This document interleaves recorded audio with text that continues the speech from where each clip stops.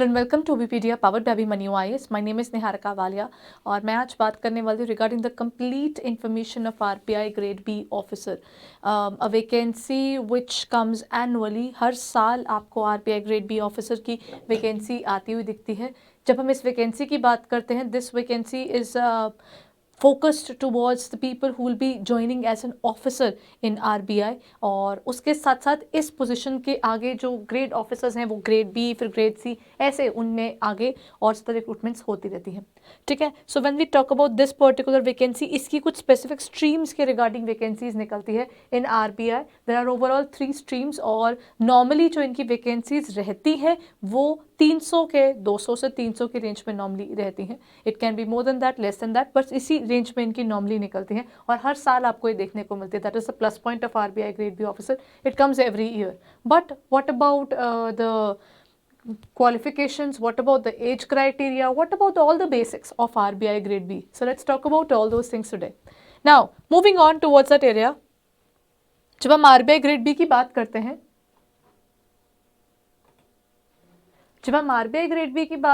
हैं, तो सबसे इंपॉर्टेंट चीज़ों में जुड़ जाती है इसकी कौन कौन सी वैकेंसीज निकलती हैं, right.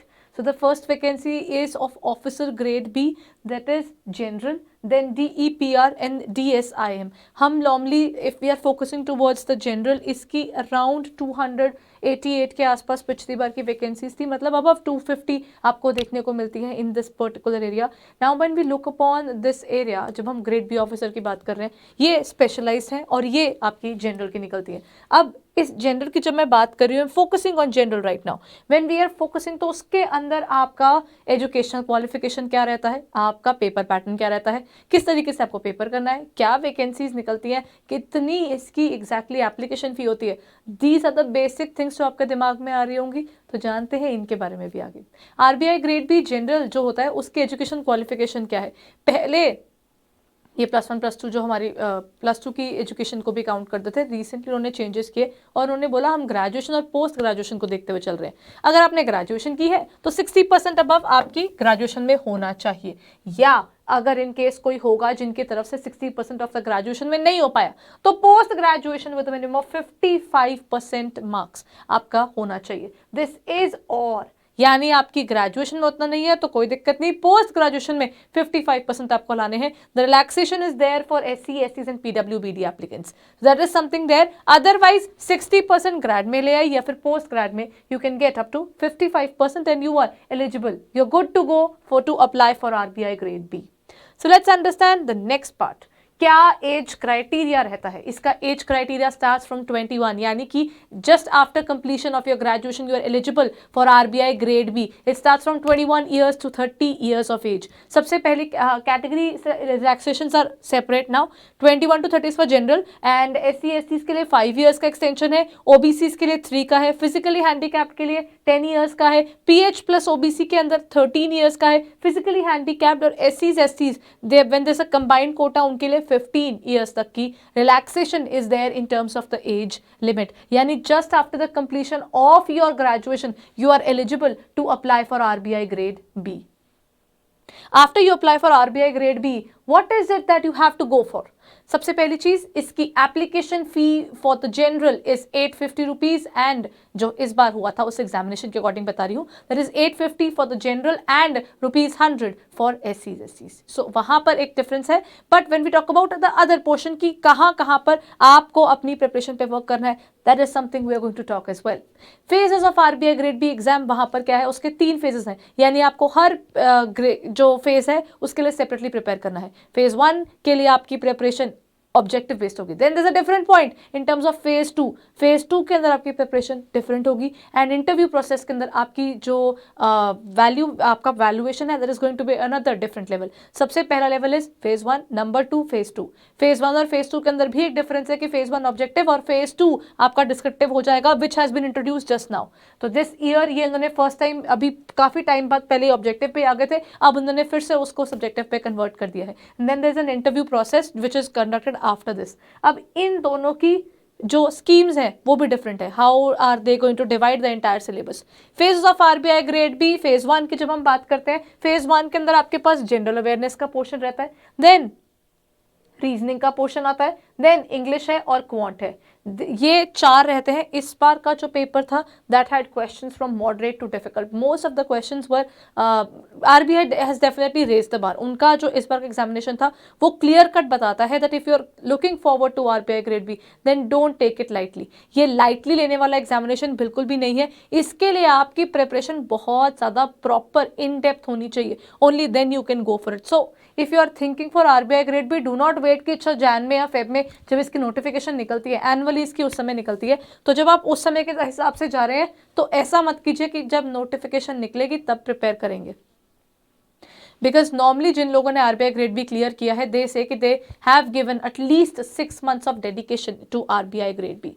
So then this is what you need to work upon. Next when we talk about RBI grade B, specially the objective portion, even इनका जो इस बार का इंग्लिश का एग्जामिनेशन, सिर्फ इंग्लिश जिसको बहुत से स्टूडेंट्स कहते हैं कि हमको इंग्लिश आती है, वहां पर भी the questions were very different. They had introduced a different pattern of English recently. So when we talk about the overall pattern, they have 80 marks determined for general awareness, then 60 is for reasoning, 30 English and 30 quant aptitude. Overall आपको इस paper को करने के लिए मिलते हैं 120 minute, यानी कि आपको मिलते हैं 2 घंटे का समय। ठीक है, 200 मार्क्स का आपका ये पेपर रहता है। And when we talk about the kind of paper it is, recently उन्होंने अपना डेफिनेटली बार रेस कर दिया। जो पेपर का पैटर्न जो इस बार आया था या जो क्वेश्चन का पैटर्न इनका था, the question clearly stated that you need to work upon your quant, reasoning, even English in terms of a very good way. एक प्रॉपर डेडिकेशन आपको चाहिए। चलिए नेक्स्ट आ जाता है इसका फेज 2 का क्या सिस्टम रहता है। इसका जो फेज 2 है, this was the first year after so many years, उन्होंने दोबारा से जब ये सब्जेक्टिव शुरू किया। सो आप ये कह सकते हैं कि अब सब्जेक्टिव दोबारा शुरू है। सब्जेक्टिव नहीं, सब्जेक्टिव प्लस ऑब्जेक्टिव है ये। इसमें सब्जेक्टिव तो होएगा ही, मतलब डिस्क्रिप्टिव पेपर तो आएगा ही, ऑब्जेक्टिव भी इसके अंदर हिस्सा है। सो लेट्स अंडरस्टैंड किस तरीके से होता है। इसमें 2 आपके पास मेन एग्जामिनेशन होता है। One is economics and social issues, जिसके अंदर आपके पास 30 मार्क्स का ऑब्जेक्टिव है और उसके बाद बचे हुए मार्क्स का आपका आ जाता है ऑब्जेक्टिव। डिस्क्रिप्टिव एंड ऑब्जेक्टिव दोनों है, दोनों के 50-50 मार्क्स में डिवाइडेड है आपका ईएसआई का पेपर। यानी 100 मार्क के पेपर के अंदर 50 मार्क जो है वो ऑब्जेक्टिव में गिवन है, जिसमें आपको 30 क्वेश्चन करने हैं। यानी कुछ क्वेश्चंस आपके 2 मार्क्स के होंगे और कुछ क्वेश्चंस आपके 1 मार्क के होंगे। कुछ इस तरीके से डिवाइड करें कि आपके 30 क्वेश्चंस के अंदर 50 नंबर पूरे बन जाए। उसके बाद डिस्क्रिप्टिव पेपर आता है, इसमें आती है चॉइस, यानी कि आपके पास 6 क्वेश्चंस दिए होंगे, उनमें से आपको कोई 4 करने, you don't have to do everything there. आपको टोटल 4 क्वेश्चंस अटेम्प्ट करने हैं, उसके लिए आपको मिलेंगे 90 मिनट्स। यहां मिला था 30, यहां मिला आपको 90। Now the next point is English में क्या है। इंग्लिश आपका पूरा 100 मार्क्स का होता है। डिस्क्रिप्टिव में 3 क्वेश्चन आएंगे, precis, then reading comprehension and last one is an essay. 90 minutes, 100 marks. दूसरा पेपर ये हुआ, this was the first paper, this was the second paper. Coming on to the third paper, the third paper is finance and management. इसका आपके पास objective भी है, subjective भी है। इसके अंदर आपको 2 चीजें साथ में मिल रही हैं, फाइनेंस का पेपर भी है और मैनेजमेंट का भी है। कुछ किस तरीके से डिवाइड है, ऑब्जेक्टिव आपका 30 क्वेश्चंस होंगे, सब्जेक्टिव में आपके पास 6 क्वेश्चंस होंगे जिनमें से 4 करने हैं, जिसमें आपकी फाइनेंस का पोर्शन ज्यादा मार्क्स कैरी करता है और मैनेजमेंट का पोर्शन उससे कम मार्क्स कैरी करता है। और इस तरीके से उन्होंने डिवाइड किया हुआ है, 30 मिनट्स का ऑब्जेक्टिव, 90 मिनट्स का subjective. So there it is 50 and 50। ठीक है, सो ये भी आपके पास इसमें आ गया। In terms of the phases of RBI grade B, phase 2 examination, देखिए फेज 1 और फेज 2 के अंदर एक फर्क है। So if you are preparing for RBI grade B, don't go blindly कि चलो मैं तो सिर्फ फेज 1 के लिए प्रिपेयर करता हूँ, फेज 1 के बाद फेज 2 भी ये 1-1.5 महीने में कंडक्ट करवा देते हैं। यानी आप एकदम से स्विच नहीं कर सकते हो, you can not just go with objective objective objective and in 1 month we are going for subjective.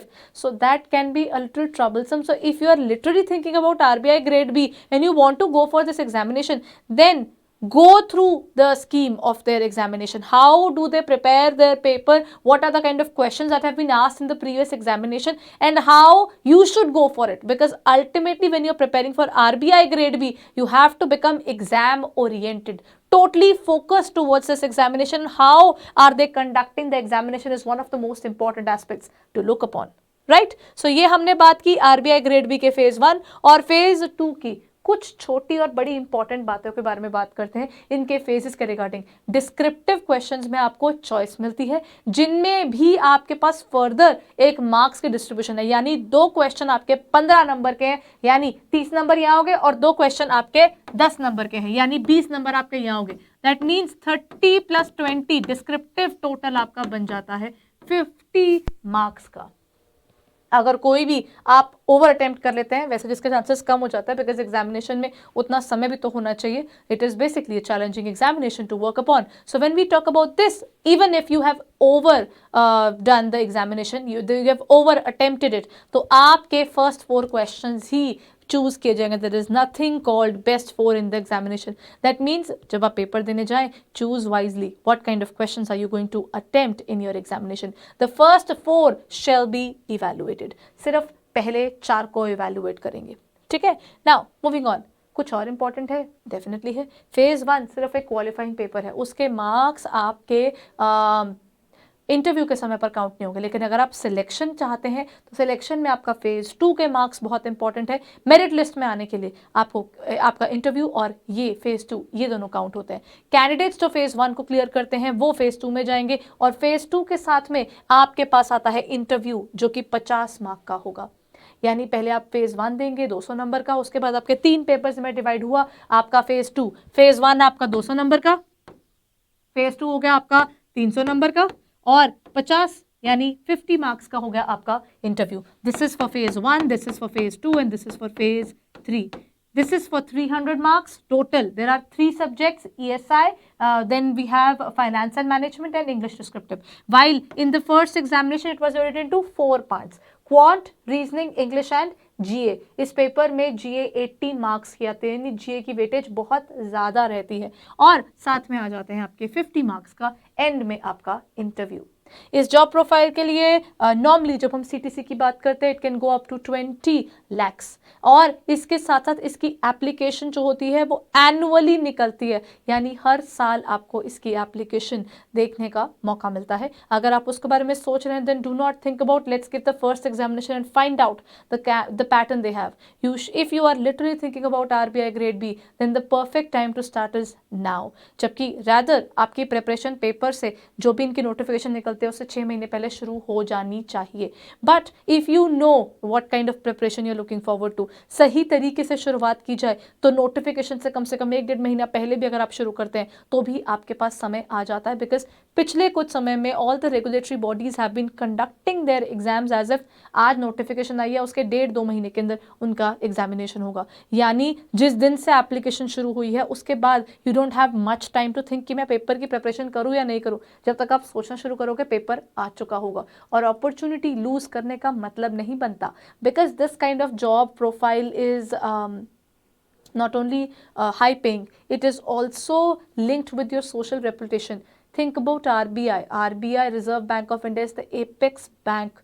That this particular position not only allows you to have a good and secure job, but also provides you with challenges and high profile working. Now that is something which this organization provides, that even if you're not working in the corporate sector, you're not in terms of the private jobs जहाँ पर आपको monotony नहीं देखने को मिलती, यहाँ पर भी वैसा ही आपके पास होगा, मोनोटनी आपको देखने को नहीं मिलेगी।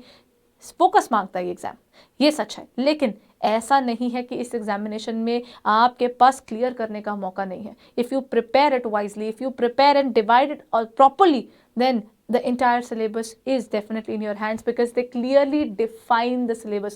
इन्होंने पूरा define किया हुआ है ये हमारे examination point of view से important topics, and these kind of things basically builds up your examination. So if you are looking forward to RBI grade B, then do not wait. जितना आप wait करते हैं कि notification आएगा फिर बात करेंगे, तो कोविड सिनेरियो के बीच में तो एग्जामिनेशंस डिले हो रहे थे, but at this point of time we are opened up enough. Rest, it is obvious that you never know कि किस तरीके से एग्जामिनेशन होता है because of the entire COVID scenario, but otherwise आपका जो इसका नोटिफिकेशन है वो आपको आगे जनवरी-फरवरी में दिख जाएगा। Then why to wait for so long? Then the best point is इसका एनुअली आपको Jan-Feb की फर्स्ट क्वार्टर के अंदर ही इसका नोटिफिकेशन दिखता है। If you are looking forward to this examination, then go through the further details of this examination, and along with that if you would like to go forward and prepare for this examination with the PPDR, then the details are given below. The test series, the course, everything is being stated there. In case you would like to know further about the notifications, then go and check it out now. Thank you.